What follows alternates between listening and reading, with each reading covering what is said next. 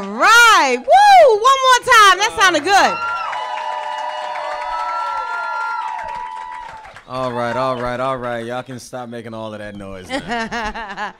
Well, good afternoon. Good afternoon. How are you? I'm good. I'm real good. You're How about looking yourself? real good. Where have you been? Busy. Just I know. keeping it moving, yeah. Writing the new album, getting Yes, it ma'am. together, putting Yes, it ma'am. together. Yeah. Making any babies lately? Nah, I'm not getting into that. No, you're not having any children? I'm here to talk about the album. So congratulations are not in order then. I'm not getting into that. I learned a long time ago, well, actually a couple years ago, dealing with the whole India Irie thing. Like, you just don't get into all of that personal stuff. No, well, I just wanted to say congratulations. Thank you. I appreciate it. All right, so then we are accepting congratulations at least. Goodness me. Well, this will be one good hour. Thank you. We hope to talk about it. Is an up close and personal interview. I see. So we will we'll be getting up close. Okay. And we'll be talking about some personal things like Cool. you have been the staple for our open mics here as far as your music is Okay. concerned. And what we want to do, we're going to start off the show with a song that is like, it's the most performed song in our open mic set. We do an open mic here once a month in New York and in New Jersey. And one of the most performed songs is from you. Can you tell me what you think that song is? I think that song, it would have to be Love. That's right. Yeah, it is. it would It have is to the be most Love. performed song.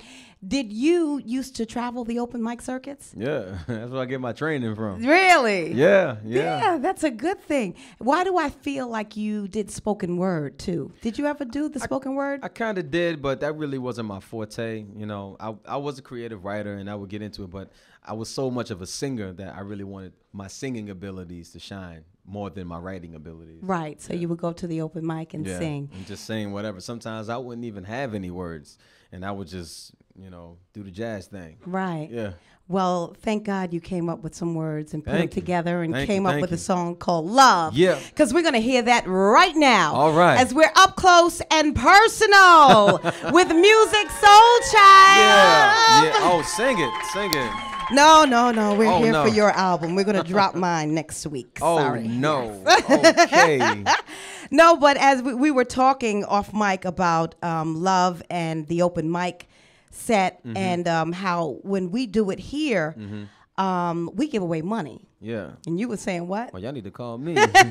Give me some money. Yeah, we give away $500. Now, taking you way back to Philly when you were going around the open mic circuit, what was that like trying to get up? Because I know it wasn't easy. No. It took quite a while before you. Take us back to Philly. It was a challenge. I had just left the crib. Thought I was, I thought I was hot stuff. Thought I could live life on my own. I had it all figured out. I was a grown man, Right.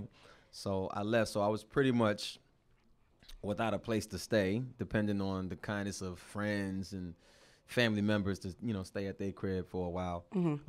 Sometimes, I tried to get my own place, but I never could keep it up. So I would have to wait till people get home so I can come in, because they wasn't going to give just anybody a key to their crib. Right. So I would have to find things to do with my time.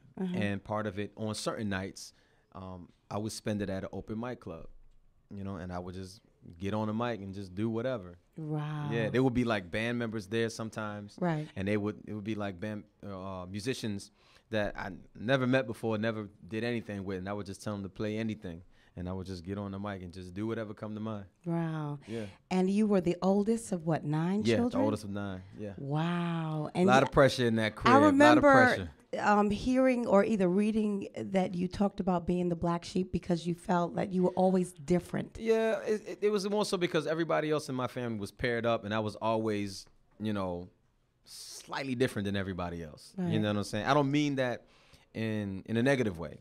It's just that I always recognize the difference between myself and my perspective of life and the rest of my brothers and sisters, Right. Which I'm now starting to learn the older that they get, that they're starting to come into their own and have their own different perspectives. Right. But at the time, everything was so dramatic. When you're a teenager, Over the everything top. is so Exactly. dramatic. Right. And So you left high school before graduating. Yeah, that's and why I started- spelled the way that I spell, because I can't spell. No, that's not true. You just have such a creative mind, and that lends Thank you. great credence to who you are, because I mean I just want to sing, and how you form the letters to say the exact same thing. I mean, you could have spelled it I just want to sing, but no, you're very creative. Thank you. I think of it, I mean, I just basically like took Ebonics to a whole nother level. You sure did. I mean, where that really comes true. from, where that really comes from is that when I used to write, in different places, I would write in different places, like at the mall or at the store, in the streets, somewhere, on the bus, on the train.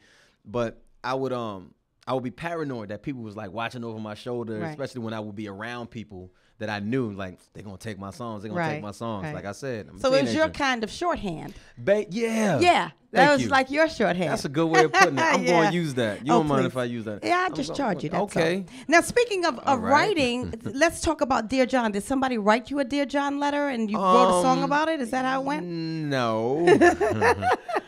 I have to regretfully admit that I'm sort of the bad guy in this story. No. We live in a new day and time where we have technology to use. And you broke up with somebody on an email? Let me give you some perspective. If you're in a relationship that's basically off of the physical aspects of the relationship, a face-to-face breakup is not always going to prove beneficial results. Right. So if you know that the only thing that y'all really have is the sex, and you trying to break up with that person face to face, yeah, sometimes you ain't that strong. Right, exactly. So what I had to do is I had to drop the bomb first, be like, it's over, and then come behind and say, yeah, I know.